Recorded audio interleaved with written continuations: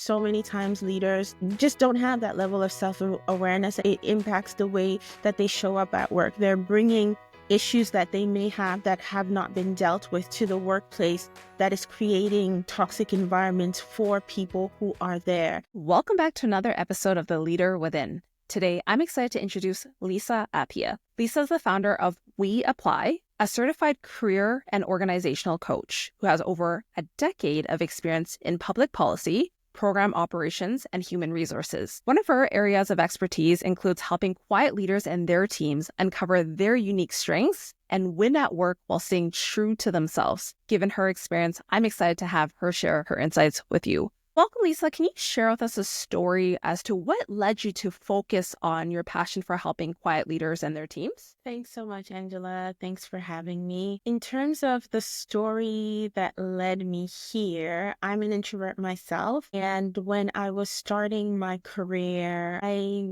realized that those who were getting ahead were the people who were louder, the people who spoke up more, the people who had the charisma, the personality. And I knew I wasn't that person. I would get my work done, I would do it well, but I was more the person who would stay in their corner and just get things done and go home when it's time to go home. But over time, I remember in my first year and a half in my career, I would get people who would say stuff like, "You're so antisocial," or "You're so quiet," but not in a good way, being quiet. And I realized that there was this narrative that was being formed around me. There would sometimes be social events and it was like, "Oh, Lisa's not going to go." They're just making the assumption. And so I realized that if I wanted to excel in my career, if I wanted to progress in my career, I had to understand myself. I had to understand the strengths that I bring to the table. I didn't necessarily want to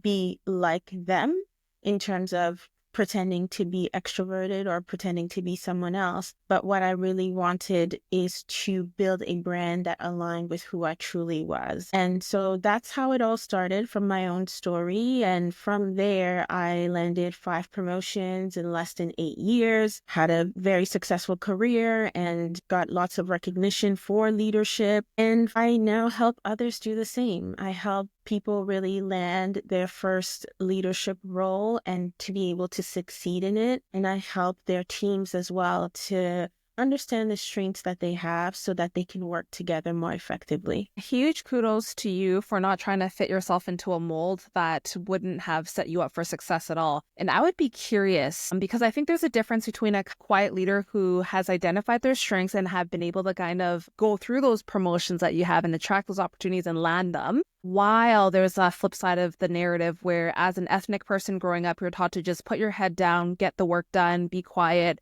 and then the rest will unfold. But that's not actually how success works. So I would be curious for you, how did you land those 5 promotions? Was it a combination of, you know what, I'm going to build relationships in ways that actually make sense for how I am? Very good question. I like that you're mentioning culture because it does make a difference. I can relate to that definitely in terms of my background and the way that I was brought up. It's more about the collective. It's about everybody.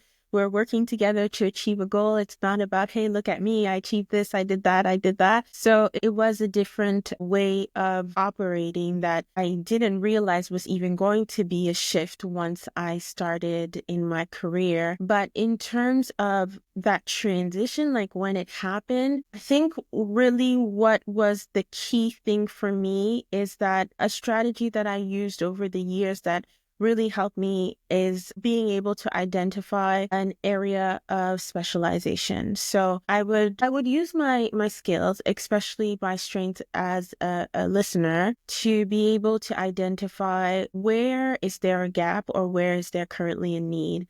I can remember when I was like point in my career, considering now more senior roles. And I would hear those senior analysts complaining about corporate reporting, how it was so, time consuming and nobody really liked it. And I got curious and I was like, okay, I did study some of this in my master's degree. Let's see if I can just get into it and really understand what it is. So I identified that as a way for me to stand out. and I learned all that I could learn about corporate reporting. And when they would say, yeah, I'm not going to the meeting, I don't feel like going, I would say, okay, I can go for you. Or, when once a manager was looking for someone to accompany them to a corporate reporting meeting, I put my hand up and I went. And it's in one of those meetings that I actually met an executive who told me that they're starting a new team, looking for someone with corporate reporting background. The application is coming out soon. I applied, and that's how I landed one of my promotions. So just being attentive to what's going on. It's not necessarily about you always being the loudest or the most vocal. For me, it's been about being more strategic. I love the visual that you just shared, because when I think about a situation that I've heard in the past where if you're the loudest person in the room all the time, you don't create space for others, versus you have intentionally been able to make space for others. And then that's how you're able to deliver value. And that's the huge thing that I took away from your story as well. And given your leadership experience, I would be curious, what was your biggest leadership epiphany? For me, it was realizing that leadership is not about knowing it all. It's not about being the expert, but it's about knowing how to manage, empower, and grow the expertise of others. Because it's once you make that shift, which is a shift that I'm realizing with time that a lot of people have difficulty with. But once you make that shift and you realize that, okay, leadership is not about expertise solely, but it's actually about people management. It's actually about the people and how you support them. That's when you excel at the end of the day. And for me, that I would say is what made the difference in my leadership style and how I approach leadership. I'm definitely, a quiet leader in the sense that I focus on being able to lead by example. And I like to surround myself with people of various backgrounds, various personalities, people who bring a different approach to the table. And, as an introvert, sometimes knowing I have extroverts on my team, it can be exhausting sometimes because I'm like, oh, you're still talking. But that's the way that we're able to bring out our different strengths that we have that complement each other, that lead to the results that we're trying to achieve. So I think that has been the greatest thing for me, to be able to acknowledge that not everybody has to be like me for them to be successful. That is a really great call out. And something that comes to mind as you share that is developing the confidence to be able to leverage those strengths around you, especially as a new leader. Sometimes we're like, feel like I need to carry everything by myself. But if you carry everything by yourself, why hire the people around you? Exactly. And for you, how did you develop the confidence to be able to create space for other people in that capacity? But also when individuals are trying to mold you into being more like them, you're like, all right, hold up. Right? Let's chat about that. So I would love to hear your thoughts. And I've experienced that quite a bit. I remember being on a team a couple of years ago, and the executive I was reporting to is like, oh, you're great. You do your work so well, but I wish you were more outspoken. I wish you were more out there. And in my head, I'm like, okay, you wish I was more like you.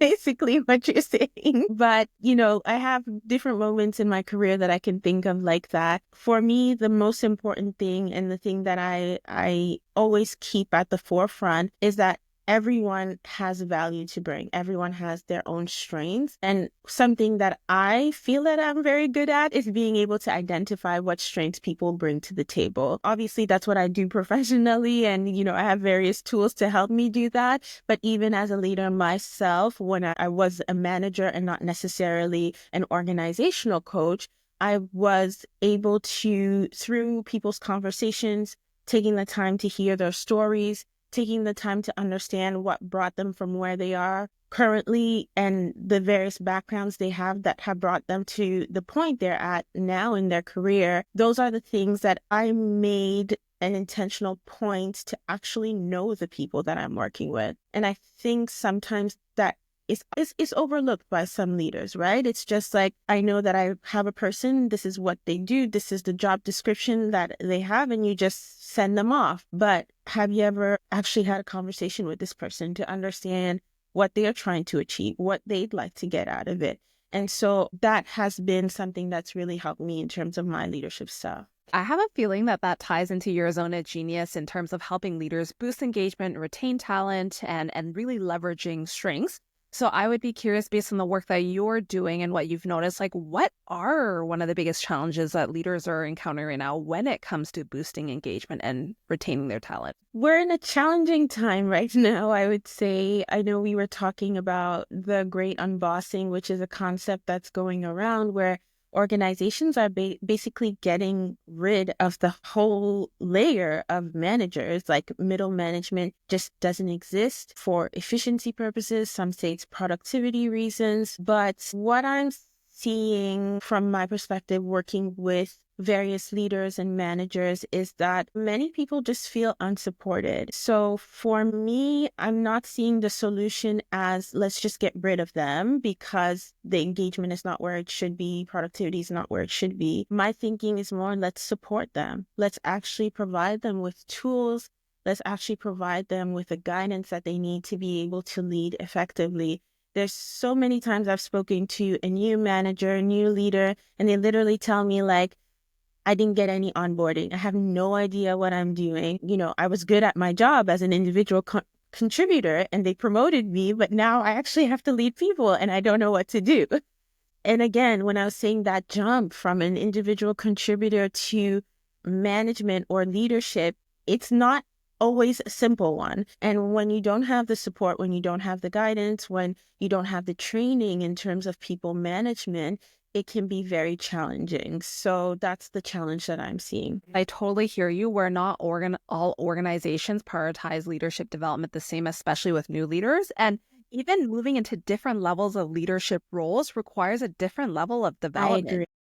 And for you, if you could offer a new quiet leader to their position, given what you've seen that's trending, whether it's from 2024 or 2025, what's maybe 1 to 3 pieces of advice where you're like, double down on this leadership skill? Yes, I will answer that, but I just want to add a small piece to what you just said about different layers of leadership. Something also is that a lot of organizations do support leadership development, but it's often just at the very top.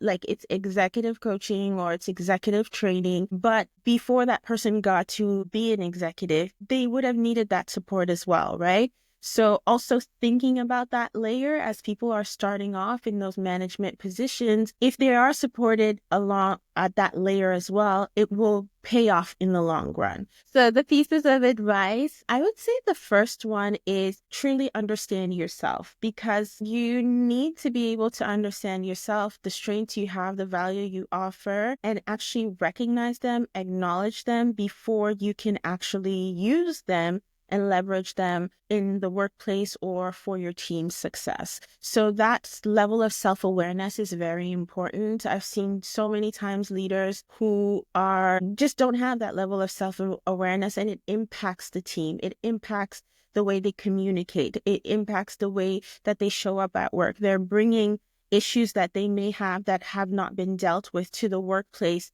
that is creating toxic environments for people who are there. And so it's really important as a leader to take a step back and actually understand yourself. And that will help you to be able to lead others more effectively. There's that quote, it's often seen on LinkedIn that, most people leave jobs because of bad bosses. And really, it's true. It's one of the main reasons why people leave their workplaces. And so as a leader, if you're thinking of it from that perspective, what can you do differently to ensure that you're able to retain the people around you so that you're able to improve your work environment, engagement, productivity, and all those things that an organization seeks? How can you do that by actually working on yourself so it helps everyone else? And then the other tip that I would say is, once you've done that work of actually understanding your own strengths, now do what I call a strengths map, which is basically understand the strengths that are on your team.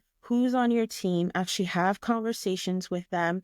One of the things that I work with leaders to do is how to have coach-like conversations with your team to better understand what they bring to the table and to see if there's adjustments that you need to make on your team so the strengths fit well with the actual goal that you're trying to achieve.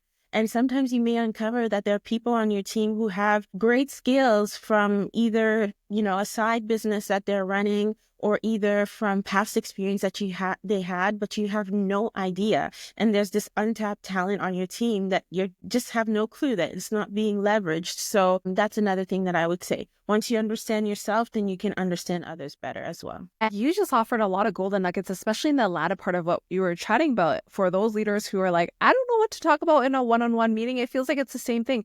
Use that time to unpack, right? Like Lissa, you just offered great advice there. And now I want to dive a little bit deeper into, okay, so what if organizations flatten more and they remove that middle management layer? What do you think is going to be one of the biggest priorities to actually equip the leaders up top to be able to actually sustain, right, the productivity, retention, engagement that they now have, again, removed a lot of people who were probably working leaders as well? I think it'll depend on every organization for sure.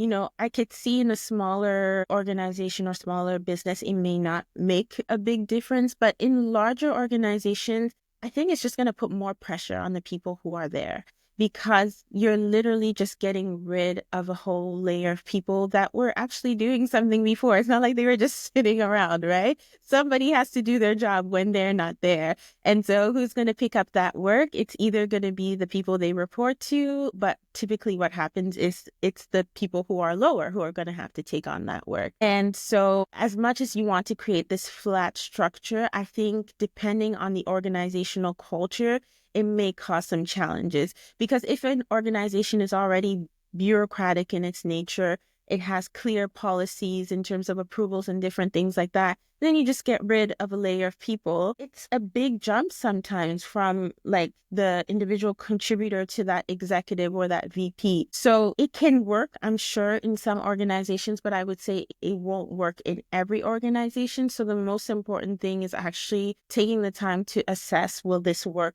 in my organization, in my team? And if it does, how will we ensure that it's not going to create burnout? It's not going to create additional work for those who remain.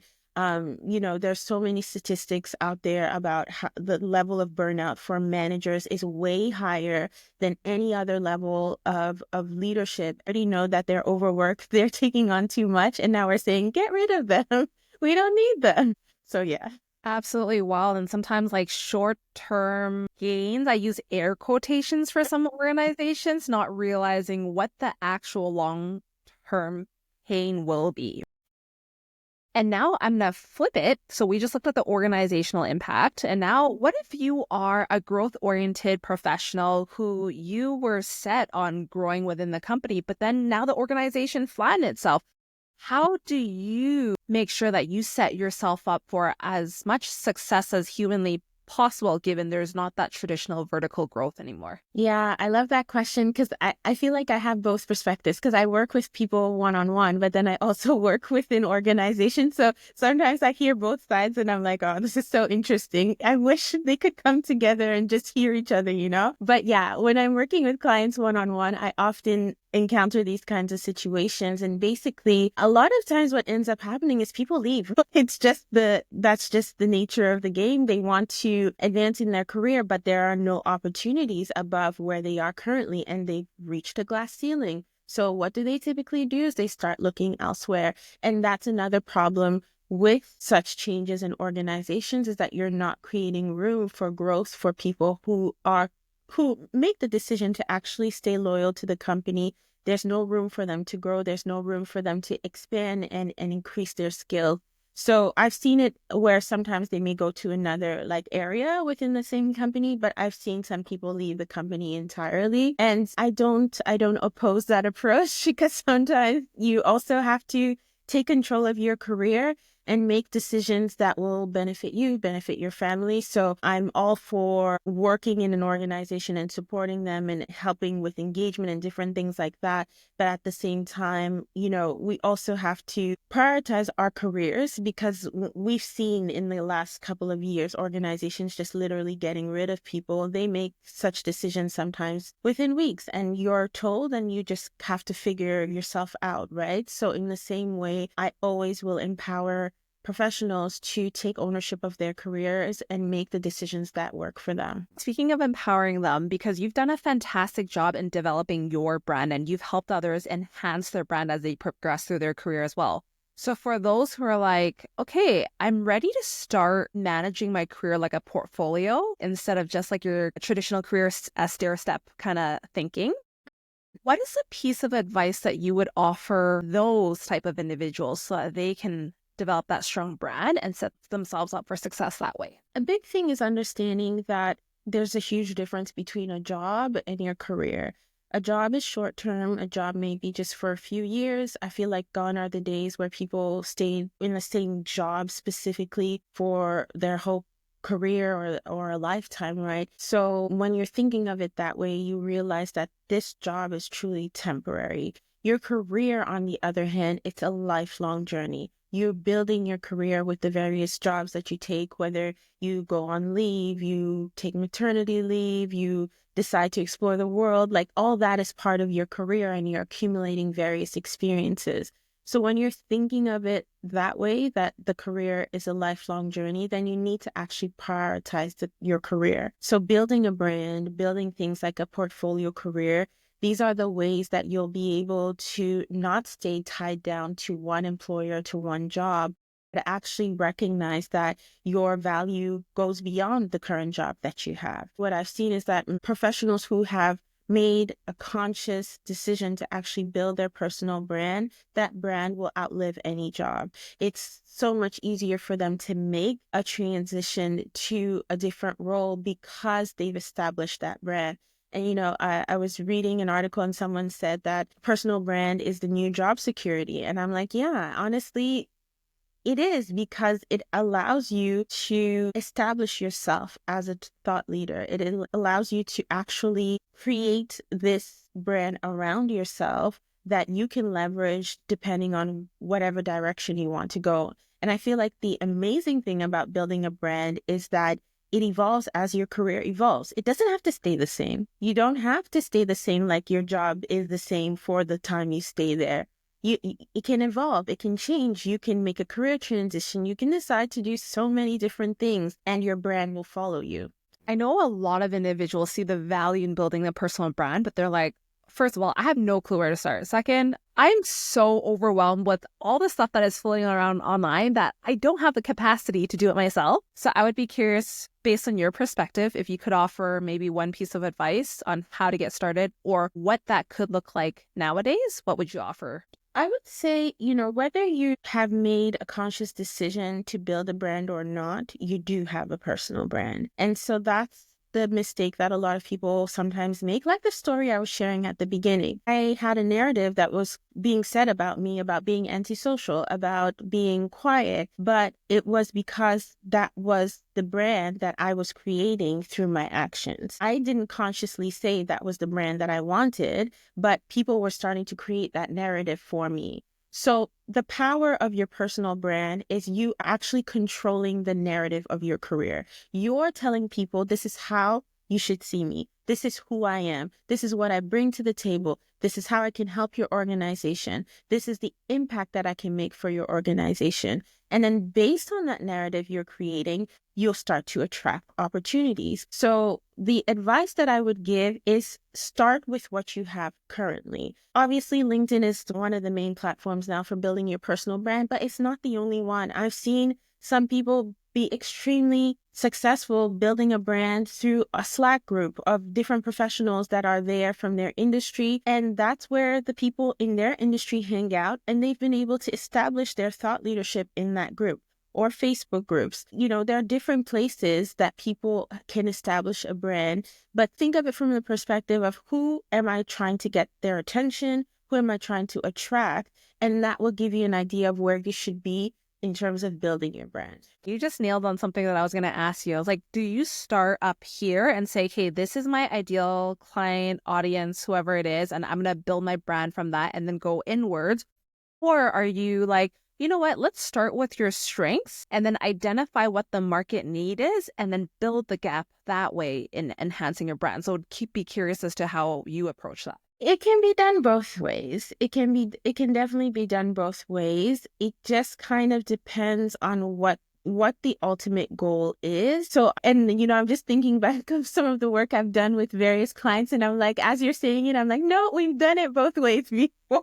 Sometimes I have someone that they know their strengths. This is an executive who has been in their industry for a long time. They know that this is the field that they want to work in. So what we're really doing is just solidifying the story. And from that story, we're now putting them the marketplace to build a brand around what they already have. So I've seen it that way, but I have also seen it where the person is not too sure. They're like, oh, I could do this, but I could also do this. So then we work together to actually narrow down, okay, what's going to be the focus?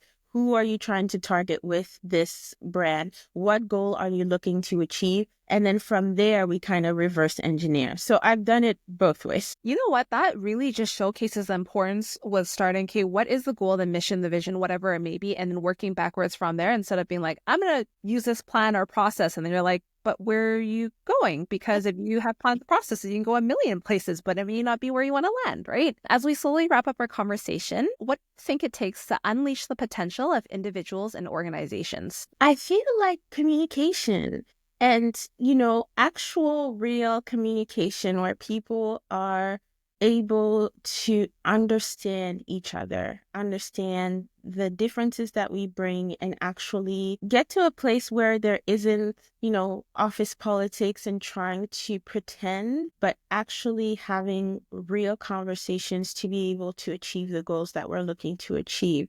So I think communication, it may seem like a very simple thing. And I know a lot of leaders, even when I am telling them, like, do you talk to your people? It's always like, yeah, of course I talk to them. I see them every day, but actually having those meaningful conversations, and you'll be surprised what people actually want to share, want to contribute, but they often don't have the space to be able to do so. Thank you for creating that space. And my last question to you is, what's one thing that's top of mind for you right now in terms of if someone were to reach out and they're like, I don't want to just start with a hello, how are you? How can they connect meaningfully with you? Connecting with me, I would say, firstly, probably the best place would be LinkedIn, because that's where I spend most of my time. That's where we met. So yes, LinkedIn would be the best place. And definitely, I love hearing stories of introverts who have followed my content, landed a promotion, or been able to speak up in a meeting because of something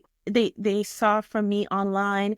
Just yesterday, I posted something about going to a networking event by myself, and someone was like, oh my gosh, I'm so inspired. I want to go to a networking event by myself as well. So those kinds of things brings a smile to my face. So yeah, if you're trying to get into my DMs, if you do want to get an answer, fellow introverts typically will get a quicker answer. I appreciate that. And I appreciate your vulnerability with that, because I think that's what a lot of people resonate with these days, is when you share stories like that of like how I did blank versus like what I think you need to do. Because then it goes back to the whole, I'm extroverted, therefore I think you need to be this way, instead of just spinning the narrative. Lissa, thank you so much for sharing your insights and your story today. I really appreciate you. And to everyone else that's tuned into another episode, thank you for your time and attention. It means more to me than you'll know, and I can't wait to stay in touch with you on my next episode. Till then, stay safe.